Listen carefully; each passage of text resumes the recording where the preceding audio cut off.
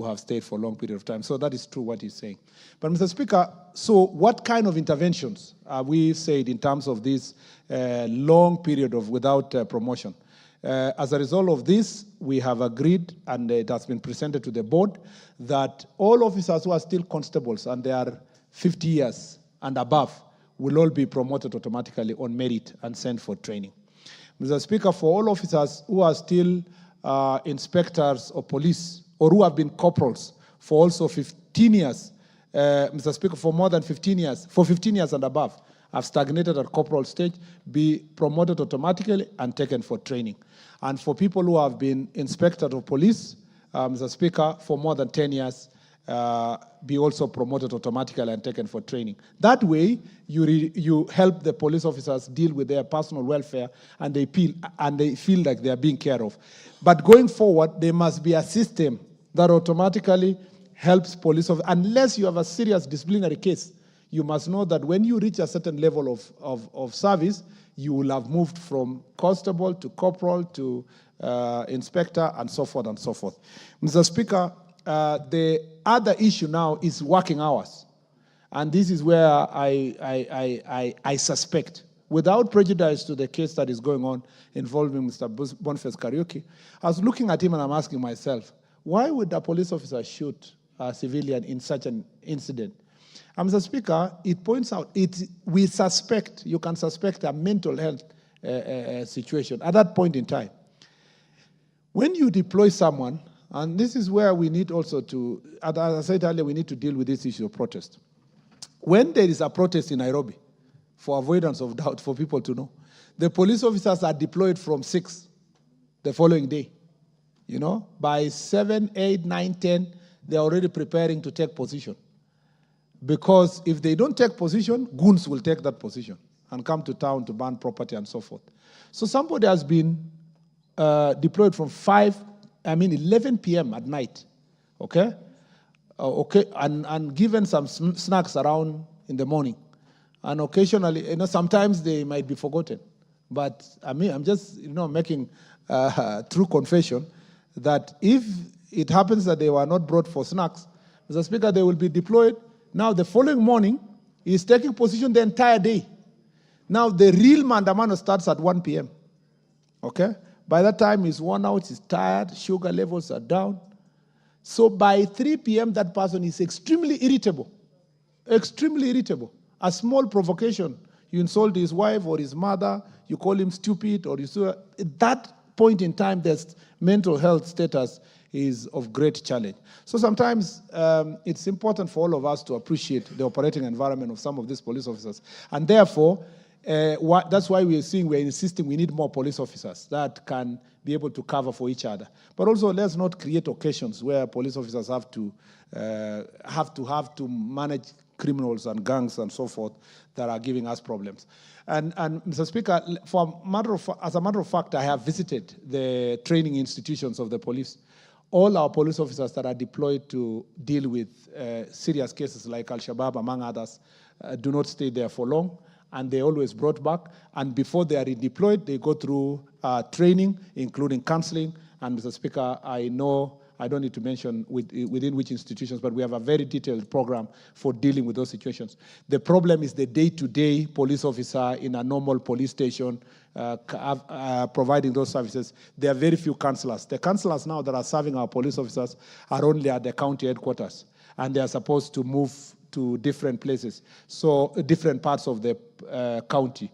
You may have in a county 17 or 24 police stations. To serve all those police officers is not easy. And therefore, we have agreed that in the next recruitment, we need to also focus on getting counselors, increasing the number of counselors so that they can reach out to these people. As I read in the statement, we are also working with their families to see how these counseling services can be extended to their families.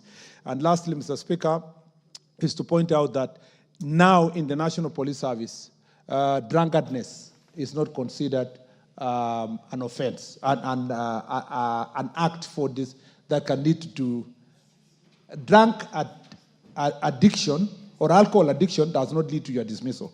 It's now treated as a disease. And so most of our police officers who have been addicted have been taken to rehabilitation centers. And Mr. Speaker, a number of them have come back, Mr. Speaker, to back to service. I know, and because we are leaders, you know that police station where people are sent, when they are drunk, they are sent there. So you have 13 police stations, 13 police officers, but 10 are there because they are addicted to alcohol. So the only 3 police officers that are serviceable.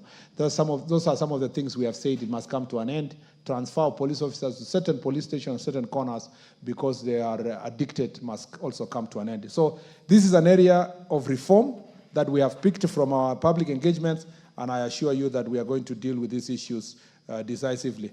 In terms of health, mental health institutions, I agree that, first of all, in the entire society, mental health is considered, Mr. Speaker, a taboo. Yes, that is the word I was looking for. It's considered a taboo.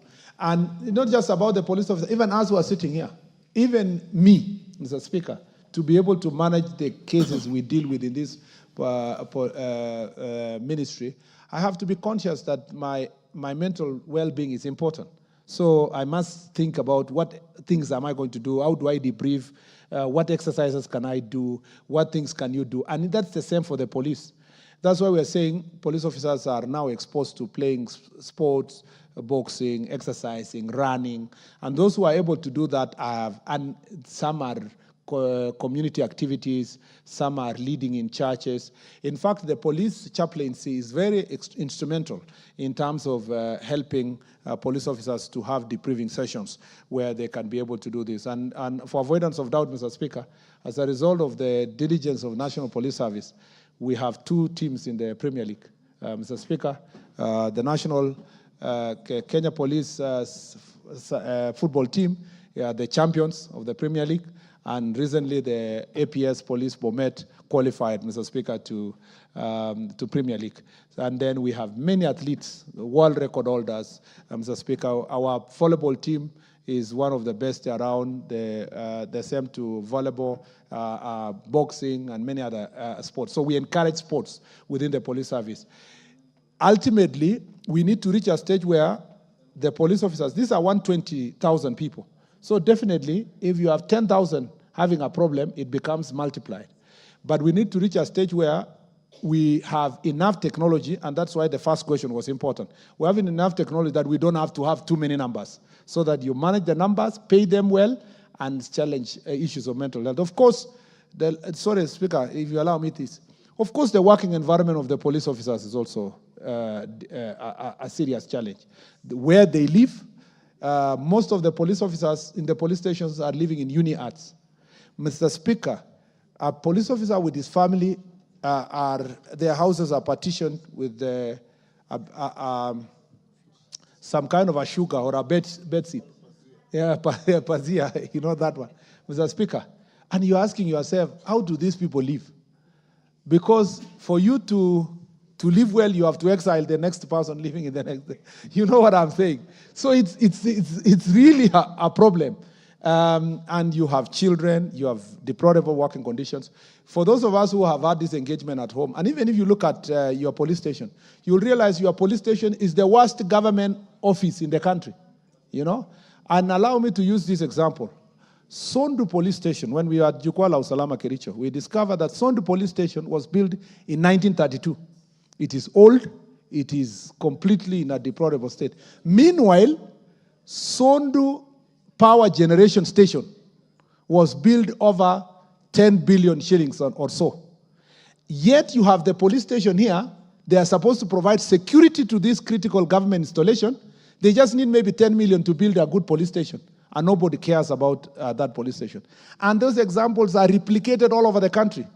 So I request, Mr. Speaker, even as we have the debate about NGCDF, Mr. Speaker, NGCDF has done a fantastic job in building classes, Mr. Speaker, and education institutions. In fact, I came as a senator, Mr. Speaker. By the time I was coming to Senate, still a few places in my county we were doing Harambes to build schools. But now we don't go for any Harambes to build schools because of NGCDF. Mr. Speaker, if that can be extended to police stations and chief's offices, Mr. Speaker, and ACC's offices. This, I know some members of parliament do it, but it is done as it's almost like a CSR of the main function, which is to build schools.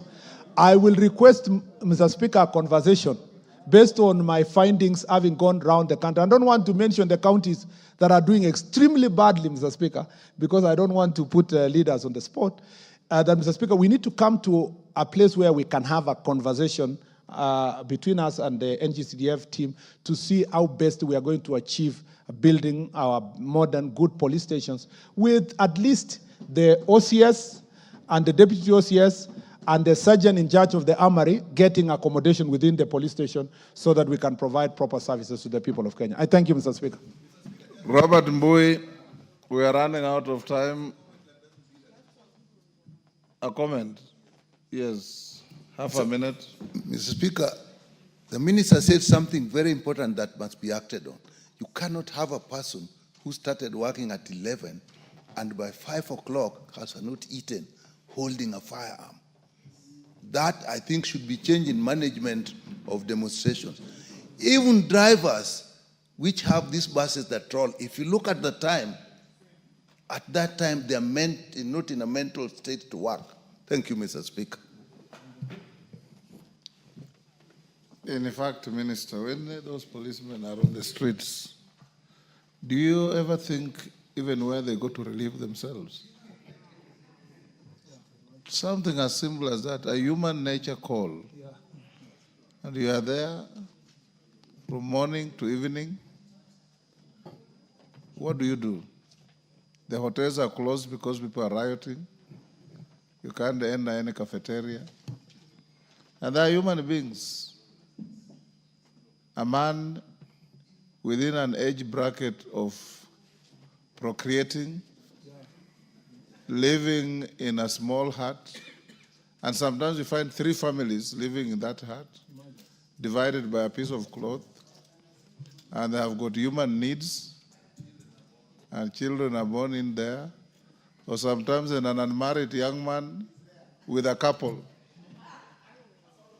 You can imagine. But I was very impressed when Haika invited me to Taveta, and we went to an SCK church, and the guest preacher was a policeman. We were very encouraged. Robert Mbui,